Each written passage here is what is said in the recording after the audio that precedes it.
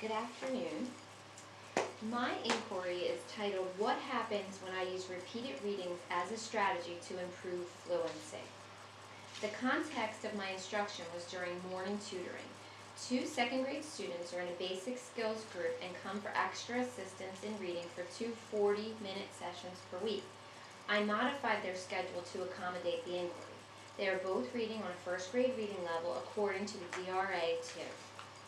The purpose, goals, and objectives of my inquiry is to observe the changes that occur after using the repeated reading strategy. My goals and objectives are to have my students see that the repeated reading strategy can improve their fluency, which will also improve their comprehension. Instruction on day 1. The first thing I did was to have a discussion about athletes and musicians and why the girls think that those people practice so much, and what would happen if they did not. And the girls came up with a lot of good points that to get the piano selection perfect, a musician may practice that piece 100 times. Or for a basketball player who may have to shoot that basket 200 times. So they understood that the repetition was what was helping those people to succeed. I, in turn, had them make the connection to reading fluency and practice. That if you only read something one time, you may not really understand, and you may need to reread and practice again. So we made the connection between practice and getting better at something, and the students really seemed to understand that. So I then modeled both good and bad fluency, and we compared the two and gave characteristics of what good fluency is. I introduced the poem, This Winter I Went Sledding by Ken Nesbitt, by activating their practice, their prior knowledge, and I read it aloud. Each student got an individual copy of the poem. We discussed the poem, what was taking place, what we understood. We thought that it was funny. We read it through chorally several times, and I sent the poem home to be practiced, encouraging the girls, knowing that they are just like a musician or a basketball player, and that they would be doing this so that they could get better. At the conclusion of day 1, I performed a 1-minute reading probe to see how many words per minute they were reading. For my instruction on day 2, I started off with the reviewing of the importance of fluency. My students looked over the poem as I read it 2 times, 1 fluent example and 1 disjointed example. And then we discussed which reading was better and why. Chorally, the students read the poem together, and then each student read independently, pointing to each word as they read. I then used sentence strips discussing how and why punctuation is important, and I felt as though the sentence strips were a good visual. I did it exactly as it was set up in the poem, and they had their own copy, and what would happen if we didn't have punctuation where we had it. Then we chorally read it again, and then I did the 1-minute reading probe again to compare their progress from the first day. My instruction of day 3 was introducing the students to repeated readings of phrases and short sentences. And I have some examples here of the phrases that I used.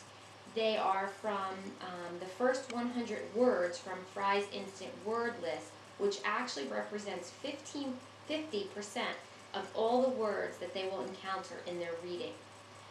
So we went through these, and the students really enjoyed it. It was quick. They thought it was fun. Then we chorally read I Went Sledding again, and at the end I did the 1-minute reading probe of the poem one more time to see if we were making any improvement in our fluency. I also sent home a copy of the index cards for my students to practice the phrases for homework as well. Instruction of day 4 was the review of the 10 previous Fry phrases. I modeled modified voice of the phrases to show them inflection in my voice, that I could change the character. Then the students read the poem chorally, and they really enjoyed it. And then we read individually 1 minute for the reading probe for me to compare their fluency. Over here, I have shown you that Amanda on day 1 read 44 words with 4 errors, day 2, 49 words with 3 errors, day 3, 57 words with 2 errors, and day 4, 62 words with 0 errors. So although she did not finish reading the poem, which is on a 2nd grade reading level, in 1 minute, and it only has 88 words, I can see that she made pretty good progress with increasing her words and decreasing her errors. She also, her fluency was so much better on day 4 than it was on day 1 from the repeated readings. She also gained confidence, and I think she was feeling good about her reading. Veronica on day 1 read 32 words with 5 errors. On day 2, Veronica read 38 words with 4 errors. On day 3, she read 44 words with 2 errors. And on day 4, she read 46 words with 0 errors.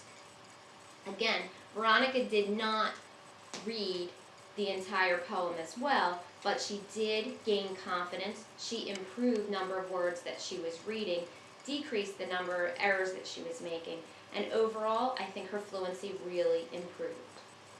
For some follow-up lessons, I think that I will continue with the repeated readings and use other poems because the children really seem to like them, and also perhaps some scripts from the Reader's Theater or some familiar songs that they may know.